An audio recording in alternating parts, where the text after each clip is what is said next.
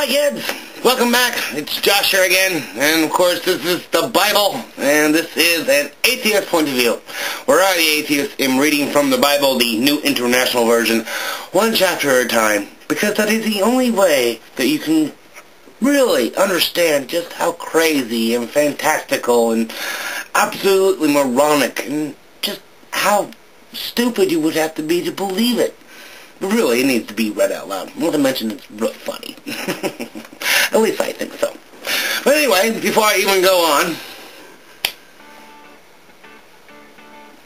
Alright. Now where I left off is Exodus chapter 17. This one is paraphrased, water from the rock. Yeah, I already start talking nonsense. Alright. Verse 1. The whole Israelite community set out from the desert of Sin, Las Vegas, traveling from place to place as the Lord commanded. They camped at Rephidim. That's the name of it, Rephidim. But there was no water for the people to drink. Well, drat. Should have brought some bottled water. Stocked up at Walmart. So they quarreled with Moses and said, "Give us water to drink." Quarreled. Rabble, rabble, rabble, rabble. Moses replied, why do you quarrel with me? Why do you put the Lord to the test? They're thirsty. Fuck, give them a break.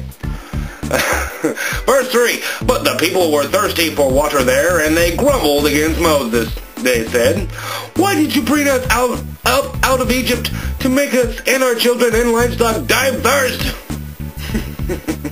Yeah, Moses, what the fuck? Verse 4. Then Moses cried out to the Lord, "What am I to do with these people? They're almost ready to stone me." Stone me. Of course. Verse 5. The Lord answered Moses, "Walk on ahead of the people. Take with you some of the elders of Israel, and take in your hand the staff with which you struck the Nile, and go. Go, be gone, get the fuck out. I will stand there before you by the rock of Horeb. Strike the rock, and water will come out of it for the people to drink." Okay. So Moses did this in the sight of the elders of Israel.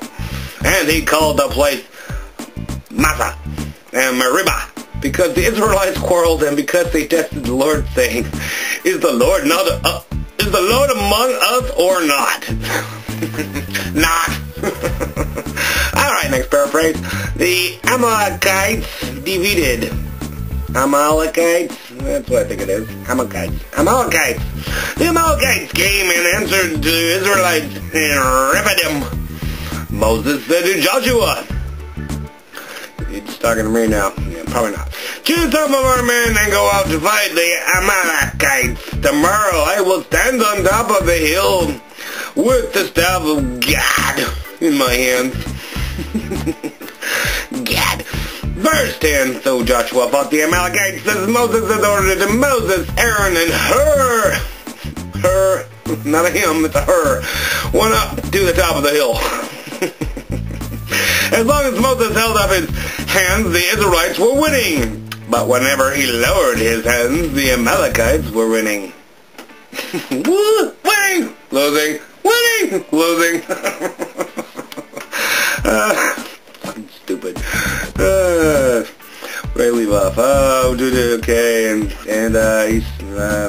Moses' hands grew tired. He took a stone and put it under him, and he sat on it. They could move a stone big enough that he could sit on? Of course, God helped, right? Of course, that makes perfect sense.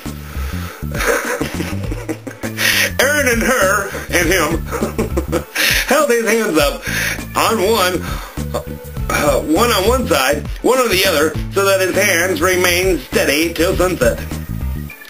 So Joshua overcame the Amalekite army with the sword.